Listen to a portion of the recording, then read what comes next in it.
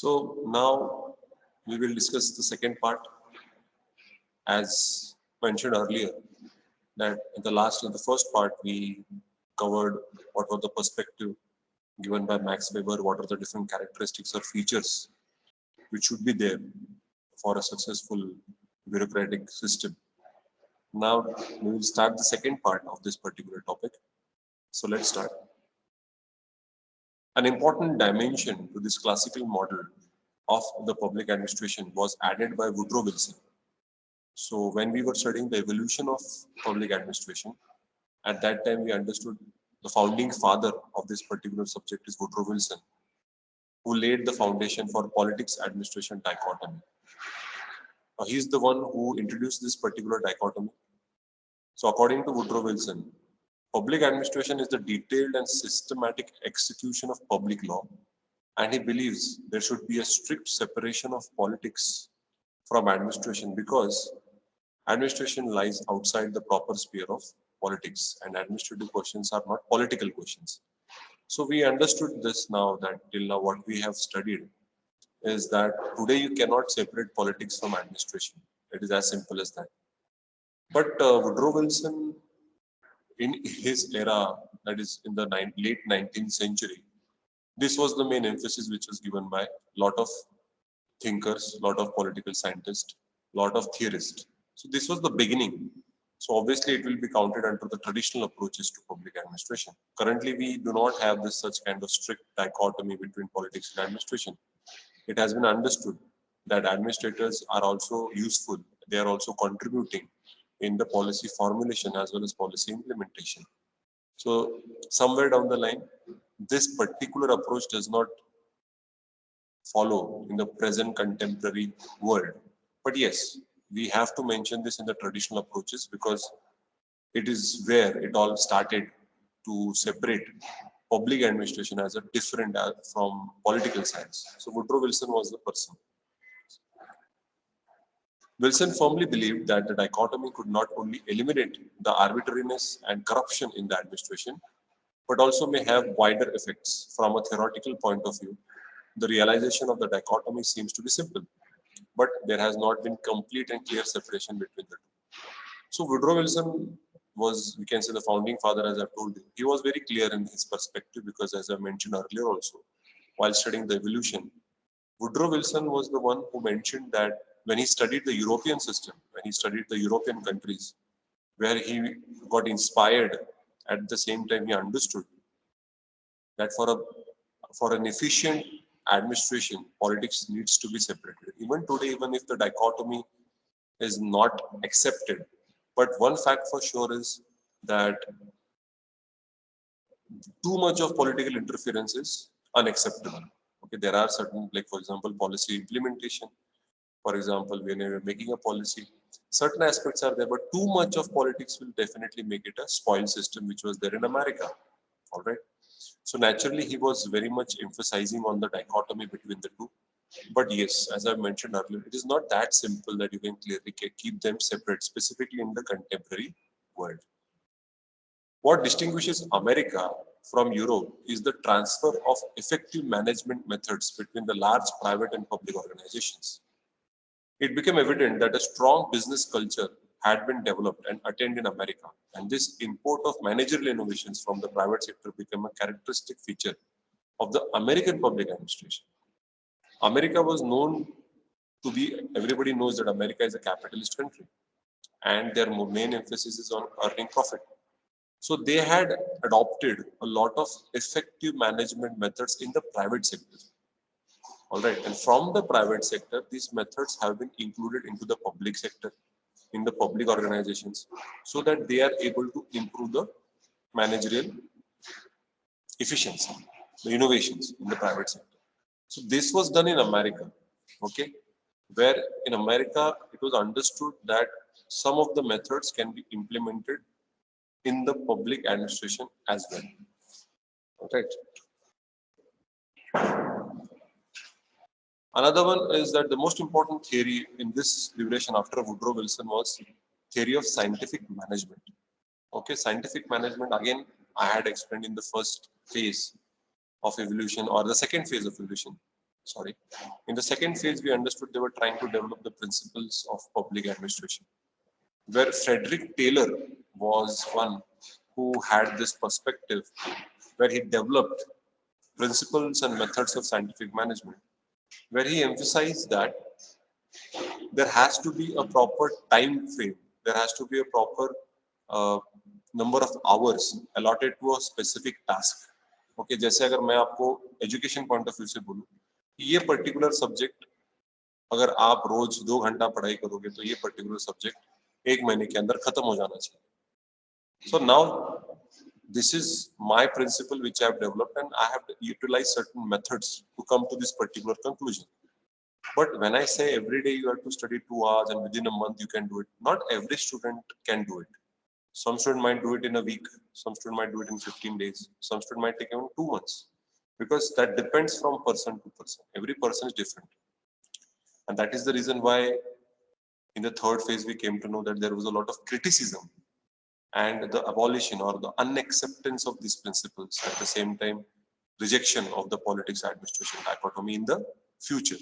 But in the first couple of phases, it was accepted, it was understood to be a very good system to bring about efficiency and effectiveness. And these methods and principles were basically found out in the private sector. ये government में नहीं हुआ था. This was not done for government point of view. क्योंकि government में जैसे मैंने बताया कि हमेशा आप एफिशिएंसी और इकोनॉमी की तरफ देख नहीं सकते. You will also have to look at the vulnerable sections of the society.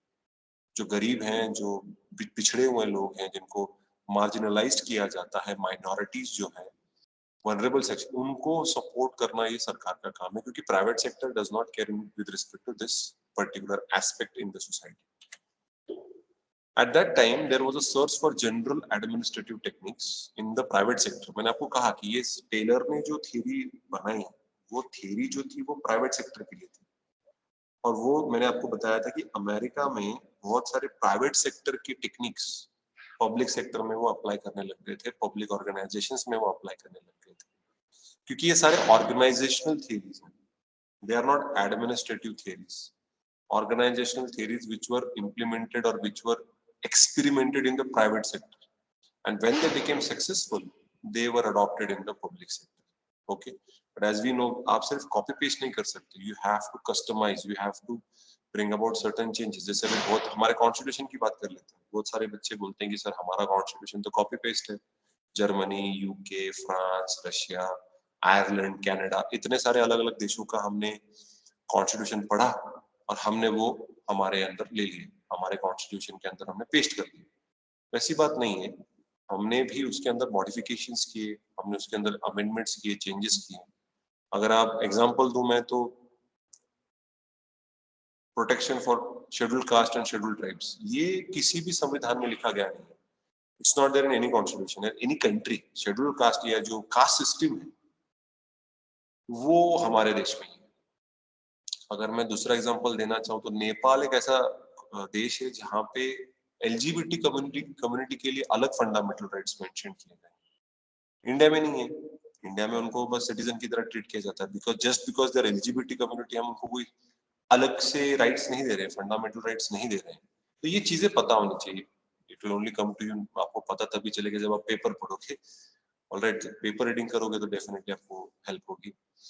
And basically यहाँ पे अगर आप इन टेक्निक्स जो प्राइवेट सेक्टर में डेवलप हुई, ये अमेरिकन गवर्नमेंट ने इस्तेमाल किए ताकि they can improve there efficiency, alright, in their operations, in their procedural. क्योंकि जो प्रोसीजरल लैग आ रहा था और जो डिले हो रहे थे उसकी वजह से कॉस्ट बढ़ रहा था.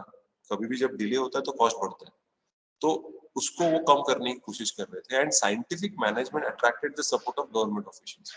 उनको लगता था कि हाँ ये मोबाइल है, मुझे ये मोबाइल 8 दिन के अंदर ये मोबाइल मैन्युफैक्चर होके मार्केट में रेडी चाहिए. ओके, अब ये रोबोटिक्स कर सकता है, मशीनरी करती है. This is a machine, it's not a human, it's not something where too much of human intelligence is required. इसका सारा डिजाइनिंग, इसका सारा पेटेंटिंग या इसकी टेक्नोलॉजी ऑलरेडी सेट है. आपको सिर्फ उसको असेंबल करना है. अब असेंबल करने के लिए ज्यादा से ज्यादा 8 दिनों के अंदर ये मोबाइल असेंबल होके मार्केट में आ जाना चाहिए, अज्यूम करता है. चाइना वाले तो 1-1 घंटे में डाल रहे हैं क्योंकि उनका मैन्युफैक्चरिंग सेक्टर स्ट्रांग है. But this is a where robotics और ऑटोमेशन बहुत हो चुका है. इंसानों की ज्यादा जरूरत नहीं। जहां कहीं पे भी इंसान आते हैं ना, तो ये साइंटिफिक टेक्निक्स हर किसी को सेम अप्लाई नहीं होते। They believe that this technique is directly concerned with the question of efficiency could be applied in the public sector. उनको लगा, उनको विश्वास लगा कि जो फ्रेडरिक टेलर ने अपनी जो थ्योरी है साइंटिफिक मैनेजमेंट, उसके जो प्रिंसिपल्स हैं, उसके जो प्रोसीजर्स हैं, वो हम पब्लिक ऑर्गेनाइजेशन में वैसे के वैसे अप्लाई कर सकते हैं। ऐसे उनको लगा अगर ये हम करेंगे तो हमारी गवर्नमेंट की इफिशिएंसी बढ़ेगी। ऐसे वो एक गलत फहमी में थे। Okay, today it is beyond any doubt that Frederick Taylor is credited with formulating scientific management and his belief was that there was one best way of working. Taylor को लगता था कि किसी भी चीज को करने का एक सही तरीका है, एक बेस्ट तरीका है। वो बेस्ट तरीका आपने इस्तेमाल अगर किया तो एफिशिएंसी आएगी। What is the best way to study? What is the best way to drive a car? What is the best way to produce a mobile? What is the best way to patent something? What is the best way to fight a criminal case? जरूरी नहीं है कि वो best way हर देश में हो। हर देश की कल्चर अलग है, नॉर्म्स अलग है, तो लोग अलग है, लोगों की सोच अलग है। लेकिन टेलर को लगता था कि ऐसा होना चाहिए, काफी लोग उसके ऊपर विश्वास भी करते थे। According to Hughes, there were two main points to Taylor's theory: standardizing work, which meant finding the one best way of working, and controlling so extensively and intensively as to provide for the maintenance of standards. दो चीजें हैं देखिए scientific management में huge के हिसाब से।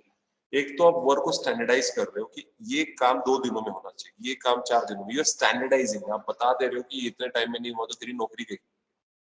Okay, जो काफी आज के प्राइवेट सेक्टर में भी वो होता है कि आपका ये डेडलाइन है, सो कॉल्ड डेडलाइंस, तो वो होता है फर्स्ट थिंग। और उस स्टैंडर्ड को मेंटेन करने के लिए जिस तरीके का कंट्रोल चाहिए लोगों के ऊपर, क्योंकि आप एक्सटेंसिवली मतलब ज्यादा लोगों को कंट्रोल कर रहे हो और वो भी इंटेंसिवली कंट्रोल कर रहे हो। So there are number of managers, 10 लोगों के लिए एक मैनेजर। अगर आप इमेजिन कर लीजिए स्कूल में, कॉलेज में 10 बच्चों के लिए एक प्रोफेसर पीछे लगा दिया जाए, तो बच्चे तो क्या ही डेवलप करेंगे अपने आप को, क्योंकि हम आपसे पढ़ाई करवा के ले रहे हैं, आपके पीछे लगे हैं, आपको आपकी इच्छा हो नहीं हो, हम आपसे सारी चीजें करवा के ले रहे हैं। तो कहीं ना कहीं यू आर किलिंग डेमोक्रेसी है, यू आर किलिंग फ्रीडम। इतना अगर ज्यादा एक्सटेंसिवली और इंटेंसिवली किसी चीज को आप जब कंट्रोल करते हो, it is going to destroy the whole system. Control चाहिए, सुपरविजन चाहिए, इंटरफेरेंस नहीं लगना चाहिए लोगों को कि भाई मैंने आपको काम दे दिया है, आप अपने हिसाब से कीजिए। लेकिन देखिए हम आपको अभी बता रहे हैं, टेक 15 डेज, थोड़ा डेडलाइन देंगे आपको, लेकिन थोड़ा 1-2 दिन आगे पीछे चलता है। जैसे अब असाइनमेंट हम लगाते हैं, तो असाइनमेंट में बच्चा कोई बीमार हो जाता है, घर में कोई प्रॉब्लम है, या जैसे वो पढ़ाई नहीं करने वाला, उसको पता ही नहीं है, तो वो बहाने बनाएगा व्हाटएवर, तो करते हैं एडजस्ट। लेकिन अगर टेलर की थियरी अगर हम माने तो बच्चे को तो फेल कर देना चाहिए। तो ये अगर तो हर जगह पे ये थोड़ा सा फिजिबल नहीं है। So that's why this is the two basic things which we can take from the scientific management theory which was mentioned by Taylor. In short, as Fry says, these 3 components, time and motion studies, wage incentive systems, and functional organization constitute the core of scientific management.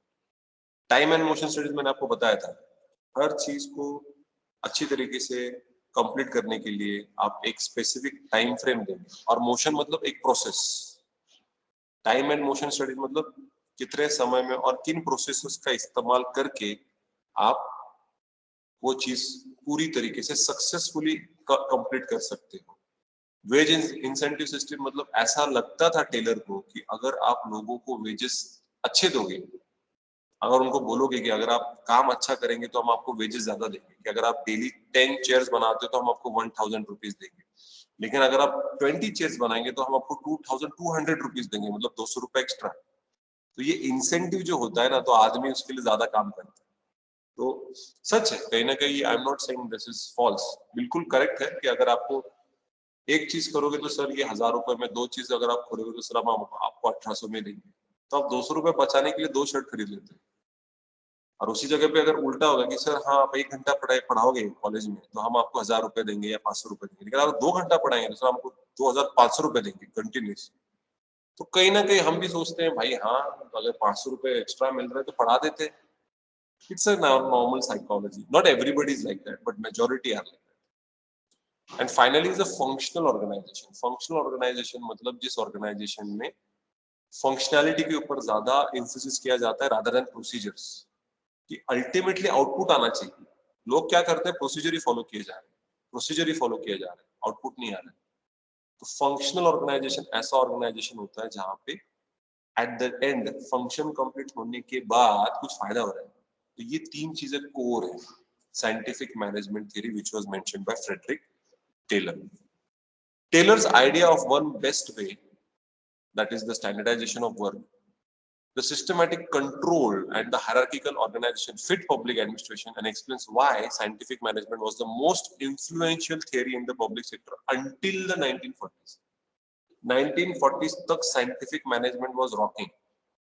सब लोग इस theory को accept कर रहे थे, सभी लोगों को ये थियरी सही लगी, and everybody was started using this theory in their organizations, public private दोनों, but we are focusing on public. So public administration में काफी सालों तक ये सिस्टम चलती रही, बट जैसे मैंने कहा इसके बाद ही जो थर्ड फेज चालू हुआ कि फेलियर आने लगा, क्योंकि सब समझ में आया there is no one best way of doing any particular thing, that depends upon the person. जैसे बहुत सारे बच्चे मुझे पूछते हैं सर जुडिशरी की प्रिपरेशन के लिए what is the best way to do it, और what is the best way to crack UPSC. तो देखिए भैया ऐसा कोई बेस्ट वे होता नहीं है, इंडिविजुअल वे होता है, जो उसको सही लगता है उसको उस हिसाब से पढ़ाई करनी चाहिए। मैं अगर स्टैंडर्डाइज कर दूंगा और बच्चे वो फॉलो नहीं कर पाएंगे तो बच्चे भाग जाएंगे, सिंपल सी बात। After the second world war the basis of scientific management was questioned both in theory and in practice, and the most powerful critics came from the Nobel Prize winner in economics Herbert Simon. Herbert Simon ने इस theory को criticize किया, he was an economist, उसको Nobel Prize भी मिला था economics के लिए, whose work represents a radical departure from the classical approach to public administration. ये Herbert Simon साहब जो थे, इन्होंने absolutely traditional approach की धज्जियां उड़ा दी, specifically scientific management। उनका ये मानना है कि देखिए भाई कंट्रोल जरूरी है, एम्स जरूरी है, टाइम फ्रेम जरूरी है, लेकिन there are other factors which are also, कि इंसान रोबोट नहीं।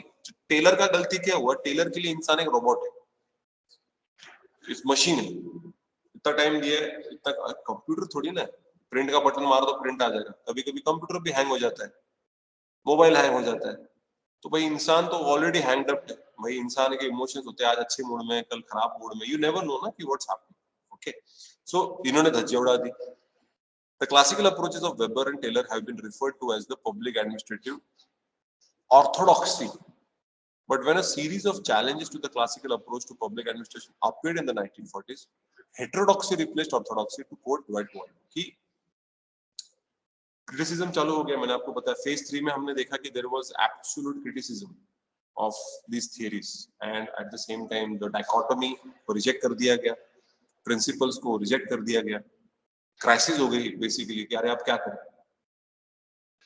Now they started to believe that every country is different. अभी रशिया यूक्रेन का देख लीजिए, है ना, अमेरिका का वे ऑफ फंक्शनिंग देख लीजिए, इंडिया का देख लीजिए, अलग, हम अलग हैं, हम एक दूसरे से बहुत अलग है। जो वहां हो रहा है उस तरीके से हम नहीं करते, हमारा कल्चर अलग है, हमारी सिस्टम अलग है। वी डोंट अटैक कंट्रीज, हम इंडिया तो नहीं करता अटैक, अभी तक हमने कभी भी अटैक नहीं किया किसी भी देश के ऊपर, ओके, वॉर कभी डिक्लेयर नहीं किया। So it was essential to understand that these principles and dichotomy have to go away and a new approach has to be developed. That is the modern approach, which is the second point of this particular topic. Different theoretical approaches and practical experiences started to influence administrative organizations. कि देखिए भाई theory में सही लग रहा है लेकिन practically कुछ गड़बड़ हो रही है, ठीक है, कि भाई आप नए नए थियरीज आने लगे, न्यू पब्लिक मैनेजमेंट है, न्यू पब्लिक एडमिनिस्ट्रेशन है। हमने देखा अलग अलग, उसके बाद एल्टन मेयो ने भी बताया कि इनफॉर्मल रिलेशंस भी इंपॉर्टेंट होते हैं किसी भी ऑर्गेनाइजेशन में। जैसे अभी टीचर है, स्टूडेंट है, या टीचर्स के बीच का रिलेशन होता है कि you can't be formal all the time, एक इनफॉर्मल रिलेशन होना चाहिए। क्या कैसे होगा, क्योंकि इंसान को वो थोड़ा सा इनफॉर्मेलिटी की जरूरत होती है ताकि वो थोड़ा सा उस पर्टिकुलर ऑर्गेनाइजेशन को अपना मान सके। फॉर वो आए, काम किए, चले गए, सैलरी ले ली, एक दिन नहीं आया अपना जॉब, आपके पैसे कट हो गए, आपने जॉब छोड़ दिया तो आपको निकाल दिया गया, व्हाटएवर, इतना फॉर्मेलिटी में वहां पे लोग ज्यादा, वहां पे एट्रिशन रेट ज्यादा होती है। ये नोटिस किया गया है, पर्सनल एक्सपीरियंस से भी बता रहा हूँ, कि जहाँ पे बहुत ज्यादा फॉर्मेलिटी है वहां पे इनफॉर्मल रिलेशंस की वैल्यू नहीं की जाती, वहां पे एट्रिशन रेट ज्यादा होता है। तो सिमिलरली नए नए प्रैक्टिकल एक्सपीरियंस है कि नहीं, यहाँ पे तो साइंटिफिक मैनेजमेंट इस्तेमाल नहीं हो सकता। ठीक है, इतना कंट्रोल करना इम्पोर्टेंट। देखिए अभी मैं एग्जांपल देता हूँ, कोल माइंस में जो लोग काम करते हैं, कोल माइन में काम करने वाले वर्कर की जान को खतरा होता है, अगर कुछ हो गया खत्म। कोल माइनिंग, आग लग गई, कुछ हो गया या कोलैप्स हो गया, you are in the mine, ऊपर से कोलैप्स हो गया तो क्या करोगे, वहां पे कैसे कंट्रोल करोगे? तो पीपल अंदर छोड़ देते हैं, भाई आप अपना काम करो, okay, because that work is very very risky. हर जगह पे जल्दी करो जल्दी करो, वो सर पे दे मारेगा, बिकॉज वो नहीं कर सकता। लेकिन उसी जगह पे ऑटोमोबाइल सेक्टर जो है, जिसके अंदर वो टायर फिट करना है, कलर करना है, डिजाइनिंग करनी है, वहां पे आप कंट्रोल कर सकते हो, या जल्दी स्क्रू फिट करो, वो कर देगा, क्योंकि वहां पे जान को खतरा नहीं है। तो ये साइंटिफिक मेथड का इस्तेमाल आप ऑटोमोबाइल सेक्टर में कर सकते हो, लेकिन कोल इंडस्ट्री में नहीं कर सकते। Depends from sector to sector. जैसे मैंने कहा 60s और 70s में नई थियरी आई न्यू पब्लिक एडमिनिस्ट्रेशन की, जहाँ पे more focus was on values, norms, culture, समाज का क्या लेना देना है, कैसे काम करते हैं वो। Obviously they criticise the old approach, के आइडियोलॉजिकली पूरा रेडिकल था new public administration. The basic principles of NPA were participation, जी हाँ, लोगों का पार्टिसिपेशन बढ़ाइए, डिसेंट्रलाइजेशन कीजिए, सब कुछ अपने हाथ में पावर मत रखिए, ओके।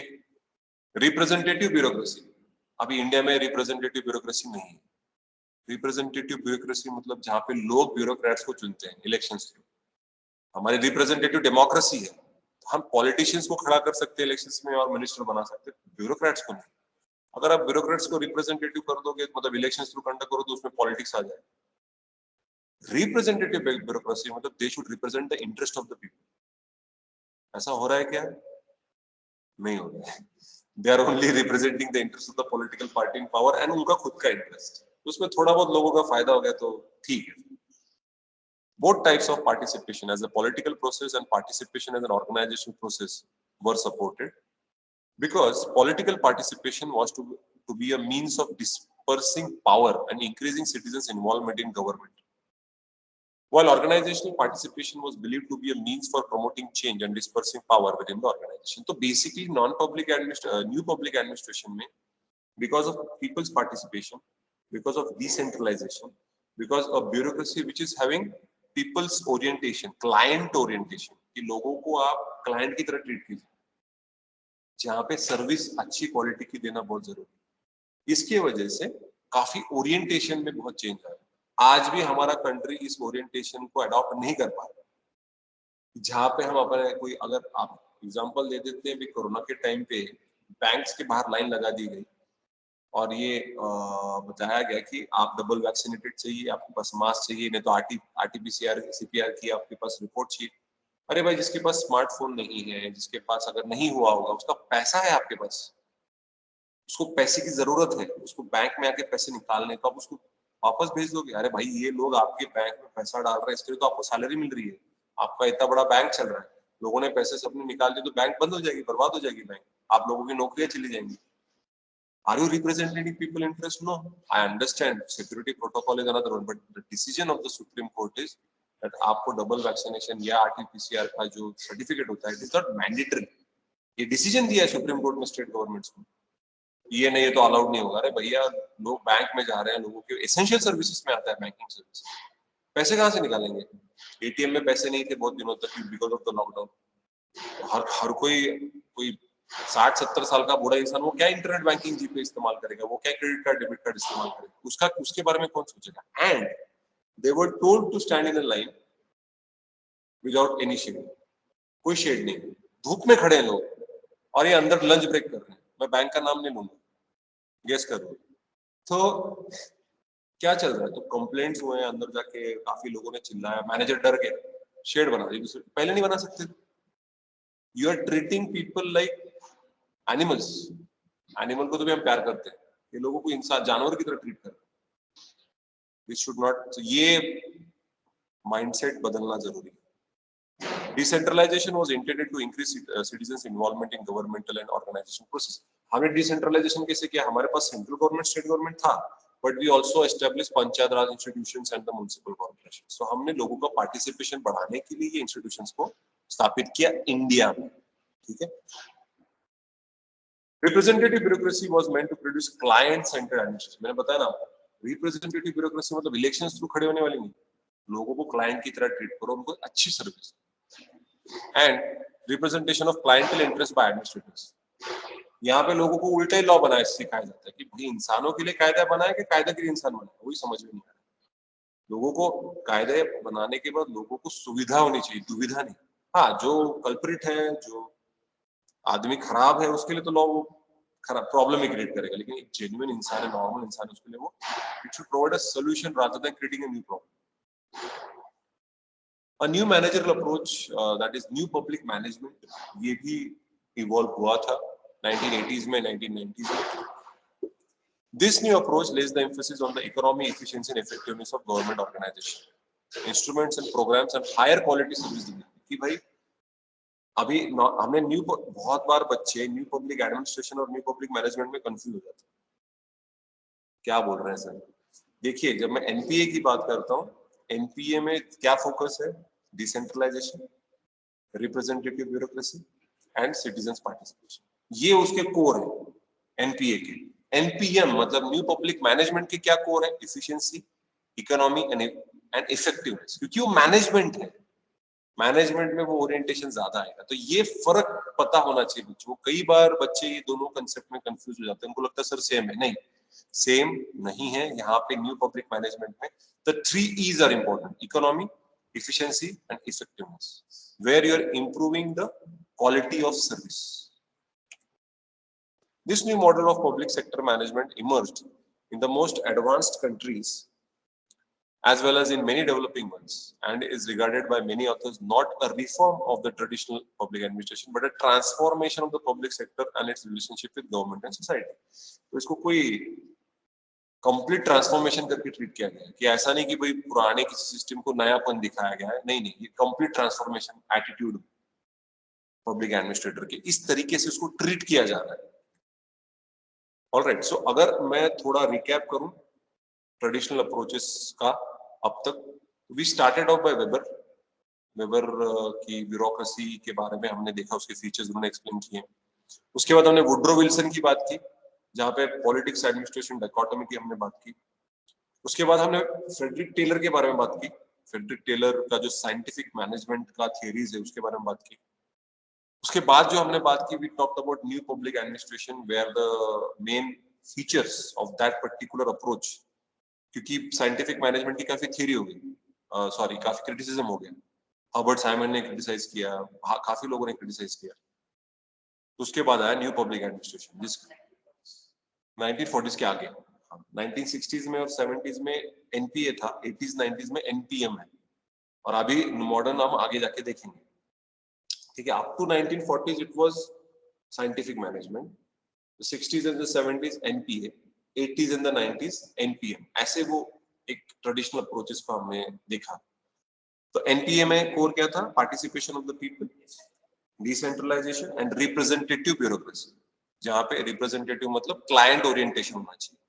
और आखिरी में 80s 90s में that was about NPM, new public management, where the focus is on 3 E's: efficiency, economy and effectiveness. Okay, जहां पे हाईएस्ट क्वालिटी सर्विस डिलीवरी करनी चाहिए. Okay, so these are the traditional approaches to public administration, and next we will study the modern approaches, but we'll stop here. Okay, thank you.